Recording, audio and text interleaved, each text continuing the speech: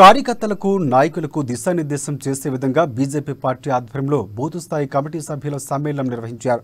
తెలంగాణలో అధికారమే లక్ష్యంగా పనిచేయాలని అధిష్టానం సూచించింది. ఇక నిజామాబాద్ జిల్లాలోని 5 నియోజకవర్గాల్లో బీజేపీ పాక వేయడం ఖాయమంటున్న జిల్లా బీజేపీ అధ్యక్షుడు బసవలక్ష్మి నర్సయ్యతో మా అమ్మా న్యూస్ నిజామాబాద్ జిల్లా correspondent Srinivas face to face. ఈరోజు బీజేపీ బూత్ కమిటీ ఆధ్వర్యంలో సమ్మేళనం ఏర్పాటు చేశారు. ఈ సమ్మేళనంలో భాగంగా రాష్ట్ర వ్యాప్తంగా కూడా ఇలాంటి సమ్మేళనాలు ఏర్పాటు చేశారు. ఎందుకు ఏర్పాటు చేశారు ఏంటి అనేది ప్రస్తుతం మన నిజామాబాద్ జిల్లాకు సంబంధించినటువంటి అప్డేట్స్ ఏందో ఒకసారి తెలుసుకునే ప్రయత్నం చేద్దాం. మనతో పాటు మాట్లాడడానికి జిల్లా అధ్యక్షులు బసవ లక్ష్మీ నరసయ్య గారు ఉన్నారు. మాట్లాడే ప్రయత్నం చేద్దాం. సో చెప్పండి, అసలు ఎందుకు ఇట్లాంటి ఏర్పాటు చేశారు, అసలు ఏం చెప్పదలుచుకున్నారు కార్యకర్తలకు కానీ ఇటు జనాలకు కానీ ప్రజలకు ఏం చెప్పదలుచుకున్నారు?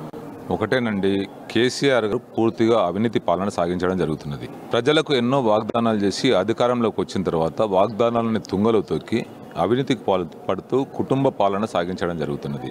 ఇప్పటికే రాష్ట్రము ఎన్నో లక్షల కోట్ల రూపాయలు అప్పుల్లో కూరుకుపోయి ఉన్నది.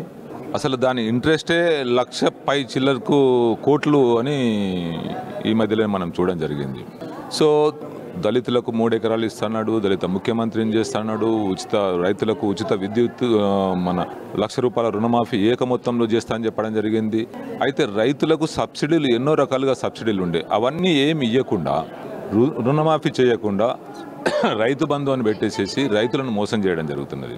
అదేవిధంగా 1 కోటి ఎకరాలకు సాగునీరు అందిస్తా అని చెప్పడం జరిగింది. వాటి పేరుతో ప్రాజెక్టులు కట్టేసి పూర్తిగా అవినీతి చేయడం జరిగింది. మండలానికి 30 పడకల ఆసుపత్రి ఇస్తాడు, నియోజకవర్గానికి 100 పడకల ఆసుపత్రి ఇస్తాడు, ప్రజలకు డబుల్ బెడ్రూమ్లు ఇస్తాడు, ఉండదలిగి ఇల్లు లేకుండా చేసిండు. సో ఇవన్నీ వాగ్దానాలు చేసేసి ప్రజలను ఇబ్బందులు గురి చేయడం జరుగుతున్నది. డబుల్ బెడ్రూమ్లు లేవు.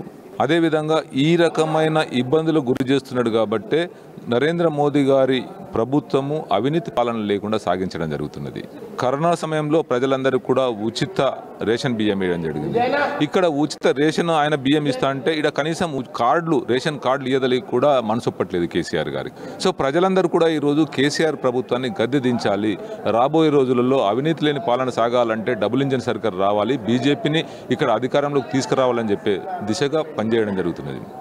దానికి అధికారంలో బీజేపీ పార్టీ రావాలనే దృక్పథంతో 119 నియోజకవర్గాల్లో బూత్ స్థాయిలో పార్టీని పటిష్టం చేసుకోవాలని చెప్పేసి పూర్తిగా సంస్థాగత నిర్మాణంలో భాగంగా ఈరోజు బూత్ కమిటీల సమ్మేళనము 119 కాన్స్టిట్యున్సీలో నియోజకవర్గాల్లో పెట్టడం జరిగింది. కాబట్టి ఇది నిరంతర ప్రక్రియ. బూత్ కమిటీలను మేము స్ట్రెంథెన్ చేసుకొని రాబోయే రోజులలో భారతీయ జనతా పార్టీ అధికారంలోకి వచ్చే దిశగా అందరూ బూత్ సభ్యులందరూ కూడా పనిచేస్తారు. కాబట్టి తప్పకుండా ఈ ప్రక్రియ ముందు కూడా ఇంకా స్ట్రాంగ్ అయిపోతుంది. వచ్చే రోజులలో భారతీయ జనతా పార్టీ జెండా ఎగరవేసి అధికారంలోకి తప్పకుండా వస్తాము. మనం మొత్తం చూసుకున్నట్టయితే ఈ రోజు ఏర్పాటు చేసిన ఏదైతే బూత్ కార్యకర్తల సభ్యుల సమావేశం అయితే కూడా రాష్ట్ర వ్యాప్తంగా నెలకొన్న నేపథ్యంలో ఇక్కడ నిజామాబాద్ జిల్లాలోని శ్రీరామ గార్డెన్లో అయితే ఇట్లా పెట్టిన నేపథ్యం కనిపిస్తుంది. ఏదైతే టీఆర్ఎస్ ప్రభుత్వం ఏదైతే అనుసరిస్తున్న ధోరణి, ఏదైతే ప్రభుత్వ వ్యతిరేక ఏదైతే ఏది చేస్తున్నా కూడా సెంట్రల్ గవర్నమెంట్ చేసిన పనులన్నీ స్టేట్ గవర్నమెంట్ చూపిస్తుందని చెప్పేసి కూడా వాళ్ళు చెప్తున్న నేపథ్యం కూడా కనిపిస్తుంది. గ్రౌండ్ లెవెల్లో భారతీయ జనతా పార్టీని అయితే గ్రౌండ్ లెవెల్ నుంచి కూడా అభివృద్ధి చేయాలి, గ్రౌండ్ లెవెల్ నుంచి స్ట్రాంగ్ చేయాలనే ఉద్దేశంతో ఇట్లాంటి కమిటీలు ఏర్పాటు చేస్తున్నామని కూడా చెప్తున్న నేపథ్యం కనిపిస్తుంది. కెమెరామెన్ భాస్కర్తో శ్రీనివాస్, అమ్మా న్యూస్, నిజామాబాద్ జిల్లా.